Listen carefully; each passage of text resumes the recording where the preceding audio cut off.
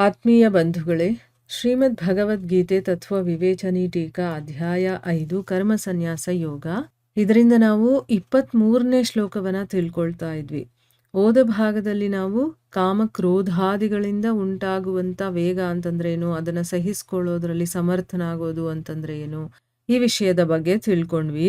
ನಮ್ಮಲ್ಲಿ ಕಾಮ ಇರೋದ್ರಿಂದ ಏನಾಗುತ್ತೆ, ಅದು ಬೇಕು ಇದು ಬೇಕು ಅಂದ್ರೆ ಇಂದ್ರಿಯ ವಿಷಯಗಳಲ್ಲಿ ಮತ್ತೆ ಮನಸ್ಸಿನಲ್ಲಿ ಆಸಕ್ತಿ ಉಂಟಾದಾಗ ಅದನ್ನ ಪಡಿಬೇಕು ಅನ್ನುವಂತ ಇಚ್ಛೆ ಬರುತ್ತಲ್ಲ ನಮಗೆ, ಅದನ್ನ ಕಾಮ ಅಂತ ಹೇಳ್ತೀವಿ. ಇರೋ ಕಾರಣದಿಂದ ಏನಾಗುತ್ತೆ, ಅಂತಃಕರಣದಲ್ಲಿ ಬೇರೆ ಬೇಕಾದಷ್ಟು ರೀತಿಯಲ್ಲಿ ಸಂಕಲ್ಪ ವಿಕಲ್ಪಗಳು ಉಂಟಾಗುತ್ತಲ್ಲ, ಅದು ಕಾಮದಿಂದ ಉಂಟಾಗುವಂತ ವೇಗ ಅಂತ ಕರೆಯುವಂಥದ್ದು. ಅದೇ ರೀತಿ ನನ್ನ ಮನಸ್ಸಿಗೆ, ಬುದ್ಧಿಗೆ ಮತ್ತೆ ಇಂದ್ರಿಯಗಳಿಗೆ ಪ್ರತಿಕೂಲವಾಗಿರುವಂಥದ್ದು, ಆಪೋಸಿಟ್ ಆಗಿರುವಂಥ ವಿಷಯಗಳು ನಮಗೆ ಅಥವಾ ವ್ಯಕ್ತಿಗಳು, ವಸ್ತುಗಳು ಏನೇ ಆಗಿರಬಹುದು, ಅದು ಸಿಕ್ಕಾಗ ನಮ್ಮ ಮನಸ್ಸಿಗೆ ಇಷ್ಟ ಆಗೋದಿಲ್ಲ ಅಲ್ವಾ? ಅಥವಾ ನಾನು ಇಷ್ಟಪಟ್ಟಿದ್ದು ನನಗೆ ಸಿಗಲಿಲ್ಲ ಅಂತಂದ್ರೂ ಕೂಡ ನಮ್ಮ ಮನಸ್ಸಿಗೆ ತೊಂದರೆ ಆಗುತ್ತಲ್ವಾ? ಆ ಒಂದು ಕಾರಣದಿಂದ ನಮ್ಮ ಮನಸ್ಸಲ್ಲಿ ನಮ್ಮ ಅಂತಃಕರಣದಲ್ಲಿ ಉತ್ತೇಜನೆಯ ಒಂದು ಭಾವ ಏರ್ಪಡುತ್ತಲ್ಲ, ಆ ಭಾವದ ಹೆಸರೇ ಕೋಪ ಅಂತ ಹೇಳ್ತೀವಿ. ಆಗ ಬೇಕಾದಷ್ಟು ಸಂಕಲ್ಪ ವಿಕಲ್ಪಗಳು ಕೂಡ ಉಂಟಾಗುತ್ತೆ. ಅದನ್ನ ಕ್ರೋಧದಿಂದ ಉಂಟಾಗುವಂತ ವೇಗ ಅಂತ ಕರೀತಾರೆ.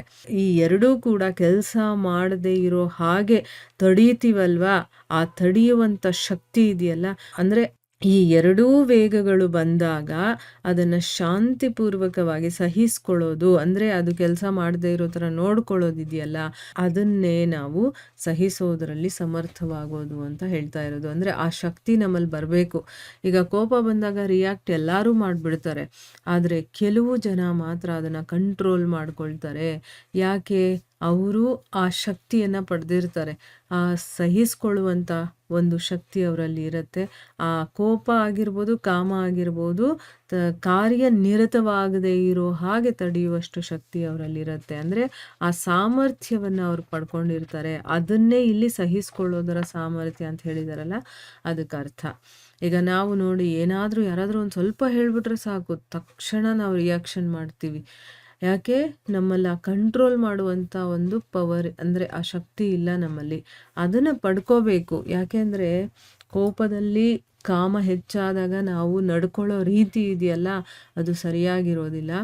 ಅದು ತಣ್ಣಗಾದ ಮೇಲೆ ನಾವು ಕೂತ್ಕೊಂಡು ಯೋಚನೆ ಮಾಡ್ತೀವಿ, ಅಯ್ಯೋ ಹೀಗಾಗೋಯ್ತಾ, ನಾನು ಹೀಗೆ ಮಾಡಬಾರ್ದಾಗಿತ್ತು ಅಂತ. ಆಗೋದ್ಮೇಲೆ ಯೋಚನೆ ಮಾಡೋದಕ್ಕಿಂತ ಆಗೋಕ್ಕೆ ಮೊದಲು ನಾವು ಅದನ್ನ ಕಂಟ್ರೋಲ್ ಮಾಡೋದನ್ನ ಕಲ್ತ್ಕೋಬೇಕು ಅಂತಂದ್ಬಿಟ್ಟು ನಾವು ತಿಳ್ಕೊಂಡಿದ್ವಿ. ಈಗ ಮುಂದಿನ ಪ್ರಶ್ನೆ ಏನು ಅಂತಂದ್ರೆ, ಇಲ್ಲಿ ಯುಕ್ತಃ ಅನ್ನುವಂಥ ವಿಶೇಷಣವನ್ನ ಯಾರಿಗೋಸ್ಕರ ಹೇಳ್ತಾ ಇರೋದು? ಯೋಗಿ ಅಂತ ಅರ್ಥ. ಯುಕ್ತಃ ಅಂತಂದ್ರೆ ಇಲ್ಲಿ ಯುಕ್ತಃ ಅನ್ನೋದು ಯಾರ ಬಗ್ಗೆ ಮಾತಾಡ್ತಾ ಇರೋದು ಅಂತ ಇಲ್ಲಿ ಪ್ರಶ್ನೆ ಕೇಳ್ತಾ ಇದ್ದಾರೆ. ಉತ್ತರ ಏನು ಅಂತಂದ್ರೆ, ಮತ್ತೆ ಮತ್ತೆ ಆಕ್ರಮಣ ಮಾಡಿದ್ರೂ ಕೂಡ ಕಾಮ ಕ್ರೋಧಾದಿ ಶತ್ರುಗಳು ಯಾರನ್ನ ವಿಚಲಿತಗೊಳಿಸೋದಿಲ್ವೋ, ಈ ರೀತಿ ಯಾರು ಕಾಮ ಕ್ರೋಧದ ವೇಗಗಳನ್ನು ಸಹಿಸೋದ್ರಲ್ಲಿ ಸಮರ್ಥರಾಗಿರ್ತಾರೋ, ಮತ್ತೆ ಹೀಗೆ ಮನಸ್ಸು ಮತ್ತೆ ಇಂದ್ರಿಯಗಳನ್ನು ವಶದಲ್ಲಿ ಇಟ್ಕೊಂಡಿರುವಂಥ ಸಾಂಖ್ಯಯೋಗದ ಸಾಧಕ ಪುರುಷರಿಗೋಸ್ಕರ ಅಂತಾನೆ ಇಲ್ಲಿ ಯುಕ್ತಃ ಅನ್ನುವಂಥ ವಿಶೇಷಣವನ್ನು ಕೊಟ್ಟಿದ್ದಾರೆ. ಅಂದರೆ ಮತ್ತೆ ಮತ್ತೆ ಮತ್ತೆ ಮತ್ತೆ ನಮ್ಮ ಮೇಲೆ ಕಾಮ ಕ್ರೋಧಾದಿಗಳು ಆಕ್ರಮಣ ಮಾಡ್ತಾ ಇರುತ್ತೆ, ಅದನ್ನು ಶತ್ರುಗಳು ಅಂತಾನೆ ಹೇಳ್ಬಿಟ್ಟಿದ್ದಾರೆ. ಆ ರೀತಿ ನಮ್ಮ ಮೇಲೆ ಅದು ಆಕ್ರಮಣ ಮಾಡಿದಾಗ ನಮ್ಮನ್ನ ವಿಚಲಿತಗೊಳಿಸ್ಬಿಡುತ್ತೆ. ಅಂದರೆ ಅದು ಏನು ಹೇಳುತ್ತೋ ಆ ರೀತಿ ನಾವು ರಿಯಾಕ್ಟ್ ಮಾಡಿಬಿಡ್ತೀವಿ. ಆದರೆ ಯಾರನ್ನ ಅದು ಏನೂ ಮಾಡೋದಕ್ಕೆ ಸಾಧ್ಯ ಇಲ್ವೋ, ಆ ಕಾಮ ಕ್ರೋಧಗಳನ್ನು, ಅದರ ವೇಗಗಳನ್ನು ಸಹಿಸೋದ್ರಲ್ಲಿ ಅವರು ಸಮರ್ಥರಾಗಿರ್ತಾರೋ, ಅಂದರೆ ಇದೆಲ್ಲ ಯಾವಾಗತ್ತೆ, ಮನಸ್ಸು ಇಂದ್ರಿಯಗಳನ್ನು ವಶದಲ್ಲಿ ಇಟ್ಕೊಂಡಿದ್ದಾಗ ಅಂಥ ಸಾಂಖ್ಯಯೋಗಿಗೆ ಈ ರೀತಿ ಆಗೋದು. ಆಯಿತಾ? ಅವರು ಮಾತ್ರ ಈ ರೀತಿ ಕಂಟ್ರೋಲ್ ಮಾಡ್ಕೊಳ್ಳೋದಕ್ಕಾಗೋದು. ಆ ಒಂದು ಸಾಂಖ್ಯಯೋಗದ ಸಾಧಕ ಪುರುಷರಿಗೋಸ್ಕರ ಇಲ್ಲಿ ಯುಕ್ತಃ ಅನ್ನುವಂಥ ಪದಪ್ರಯೋಗವನ್ನು ಅಥವಾ ವಿಶೇಷಣವನ್ನು ಇಲ್ಲಿ ಉಪಯೋಗ ಮಾಡಿದ್ದಾರೆ. ಈಗ ಗೊತ್ತಾಯ್ತಲ್ವಾ ಯುಕ್ತಃ ಅಂತಂದರೆ ಯಾರನ್ನ ಇಲ್ಲಿ ಹೇಳ್ತಾ ಇರೋದು, ಯಾವ ಯೋಗಿಯ ಬಗ್ಗೆ ಹೇಳ್ತಾ ಇರೋದು ಅಂತ.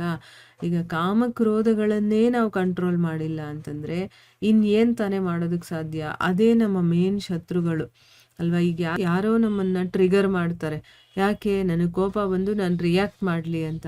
ಅವರು ನಮ್ಮನ್ನು ಸ್ವಲ್ಪ ಆ ರೀತಿ ಉತ್ತೇಜನ ಮಾಡಿದ ತಕ್ಷಣ ನಾವು ಅದಕ್ಕೆ ರಿಯಾಕ್ಟ್ ಮಾಡಿಬಿಟ್ರೆ ಅಲ್ಲಿ ನಾವು ಮಾಡಬಾರದು ಮತ್ತು ಹೇಳಬಾರದು ಇದನ್ನೆಲ್ಲ ಹೇಳ್ಬಿಡ್ತೀವಿ, ಮಾಡಬಾರದನ್ನೆಲ್ಲ ಮಾಡಿಬಿಡ್ತೀವಿ ಅಲ್ವಾ? ಅದರಿಂದನೇ ತುಂಬ ತೊಂದರೆಗೆ ನಾವು ಒಳಗಾಗೋದು. ಅದಕ್ಕೋಸ್ಕರನೇ ಕಾಮ, ಕ್ರೋಧ ಇದು ತುಂಬ ದೊಡ್ಡ ಶತ್ರುಗಳು. ಇದನ್ನು ಫಸ್ಟು ನಾವು ನಿಗ್ರಹಣೆ ಮಾಡೋದು ಹೇಗೆ ಅನ್ನೋದನ್ನ ಕಲಿಬೇಕು. ರಿಯಾಕ್ಟ್ ಮಾಡೋದನ್ನು ತಪ್ಪಿಸೋದು ಹೇಗೆ ಅನ್ನೋದನ್ನು ನಾವು ಕಲಿಬೇಕು. ಇದೆಲ್ಲ ಒಂದೊಂದು ಕಲೆಗಳು. ಅದನ್ನು ಕಲ್ತ್ವಿ ಅಂತಂದರೆ ನಾವು ಈ ಪ್ರಪಂಚದಲ್ಲಿ ಆರಾಮಾಗಿ ಸಂತೋಷವಾಗಿರಬಹುದು. ಆದರೆ ಇದನ್ನು ಗೆಲ್ಲೋದು ಮಾತಲ್ಲಿ ಹೇಳಿದಷ್ಟು ಸುಲಭ ಅಲ್ಲ. ಆದರೆ ಸಾಧನೆ ಮಾಡಿದಾಗ, ಅದರ ಬಗ್ಗೆ ನಾವು ಕೆಲಸ ಮಾಡಿದಾಗ ಖಂಡಿತವಾಗ್ಲೂ ಕೂಡ ಇದನ್ನು ಕಂಟ್ರೋಲ್ ಮಾಡ್ಬೋದು. ಯಾಕಂದರೆ ಮಾಡಿರುವಂಥ ಬೇಕಾದಷ್ಟು ಮಹಾನುಭಾವರು ಇದ್ದಾರೆ. ಅವರಿಂದ ಅದನ್ನು ತಿಳ್ಕೊಳ್ತಾ ಇದ್ದೀವಿ ನಾವು, ಆಯಿತಾ? ನಾವು ಕೂಡ ಅದನ್ನು ಮಾಡಬೇಕು. ಅದಕ್ಕೋಸ್ಕರನೇ ಹೇಳ್ತಾ ಇರೋದು, ಇಲ್ಲಿ ಕೃಷ್ಣ ಸ್ವಯಂ ಹೇಳಿದ್ದಾನೆ, ಹೌದು ಕಾಮಕ್ರೋಧ ಅನ್ನೋದು ಮಹಾನ್ ಶತ್ರುಗಳು, ಆದರೆ ಅದನ್ನು ಕಂಟ್ರೋಲ್ ಮಾಡೋದು ಹೇಗೆ ಅಂತ ನೀನು ತಿಳ್ಕೊಂಡಿರಬೇಕು ಅಂತ ಅರ್ಜುನನಿಗೆ ಹೇಳ್ತಾ ಇದ್ದಾರೆ. ಅರ್ಜುನನ ಮುಖಾಂತರ ನಮಗೆ ಹೇಳ್ತಾ ಇದ್ದಾರೆ ಅಂತ ನಾವಿಲ್ಲಿ ಅರ್ಥ ಮಾಡ್ಕೋಬೇಕು. ಸೊ ಇಲ್ಲಿಗೆ ನಾವು ನಿಲ್ಲಿಸೋಣ. ಹರೇ ಕೃಷ್ಣ.